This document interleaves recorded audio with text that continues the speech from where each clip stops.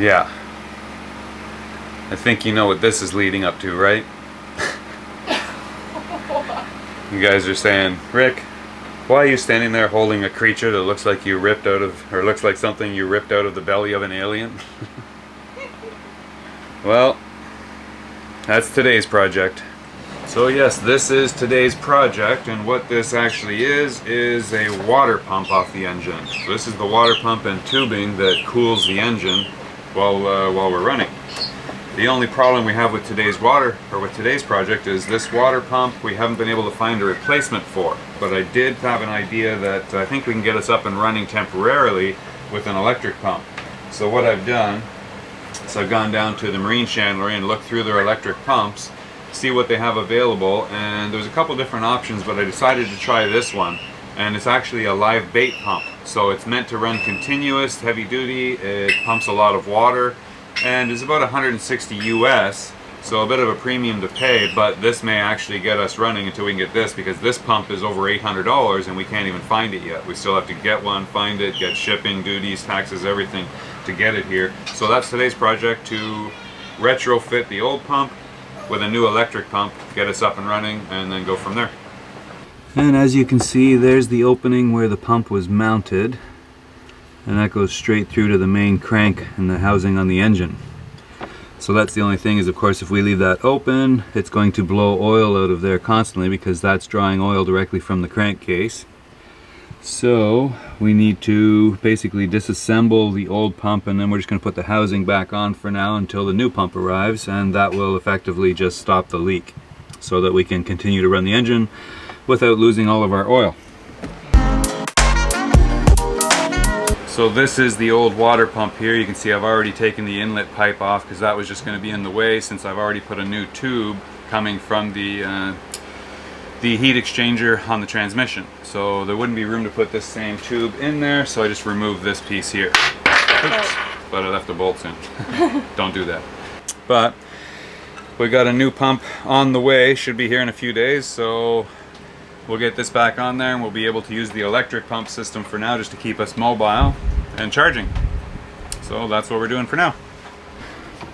And sneak this back in here. Get it soon open.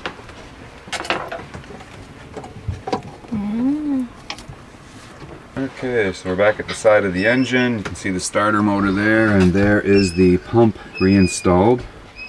So you can see it is just put in there to fill the void, basically. Neither of the tubes are hooked up to it. The inlet used to have this tube on it that you remember, and this tube is what goes and takes the water from, draws the water from the heat exchanger for the transmission. So the heat exchanger in the transmission is one of the first things in the circuit, and you can see that right there.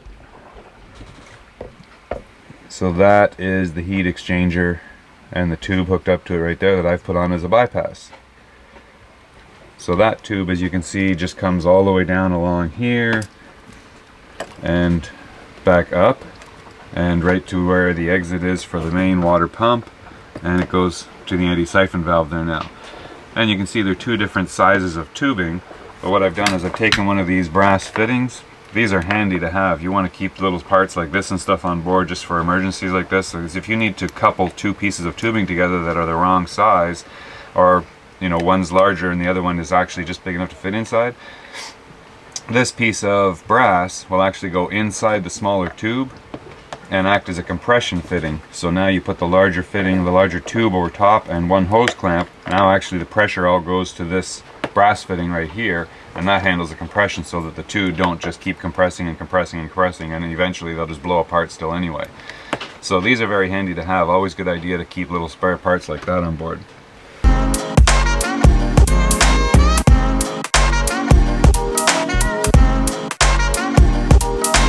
So basically what I've done, I've taken the bait pump, as you can see here, and installed it right after our water strainer. So the through hull for the engine is just down below there. You can't see it from here, but it's just down below there. It comes straight up into the water strainer, so that the water strainer is actually below the water line. That way we know the water strainer always stays full of water.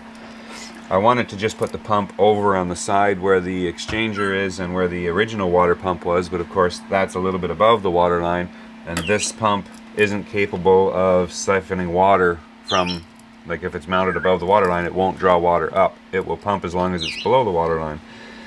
So I've disconnected, this is the main hose that goes to the cooling system for the engine from the water strainer, and I've just connected this piece of pipe tubing here to the water strainer and straight into the intake of the pump. So the pump is now below the water line, and now it's going to pump water out towards the engine, which is going to take it straight over to the back of the engine and on to where the normal water pump would have normally pumped water that's not there anymore.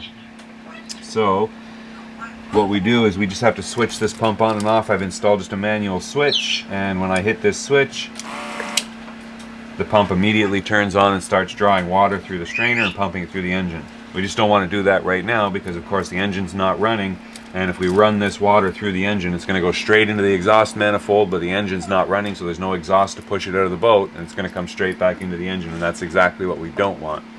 So that's the only problem with this system. The switch is critical. Make sure the switch is never running unless the engine is on.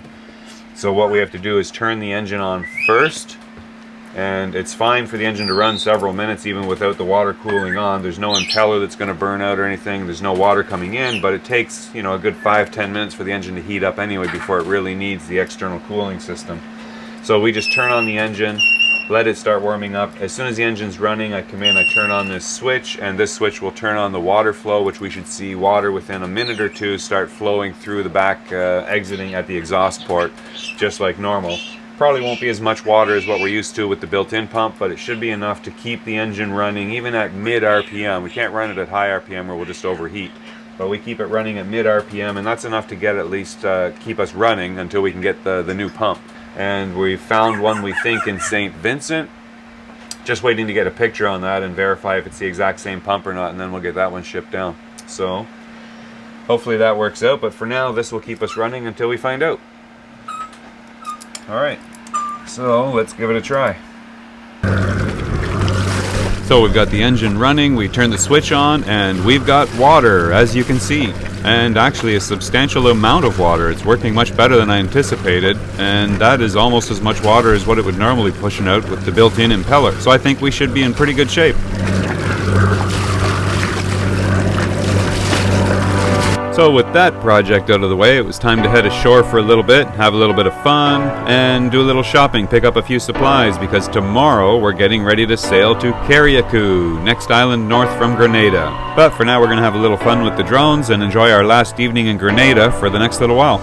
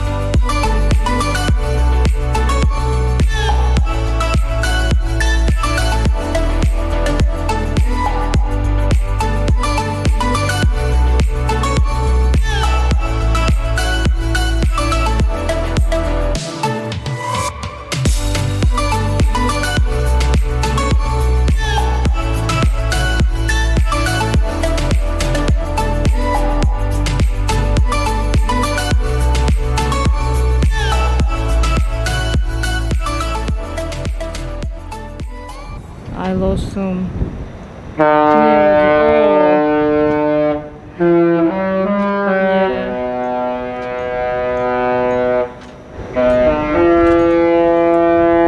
This is sophisticated lady. Boom. No, it's not a whole dinner. It's just like we'll have some leftovers.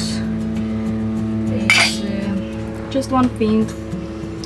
Green beans, onions, some fresh herbs, a lot of different spices, fresh garlic, little fresh tomato, and a lot of tomato pasta.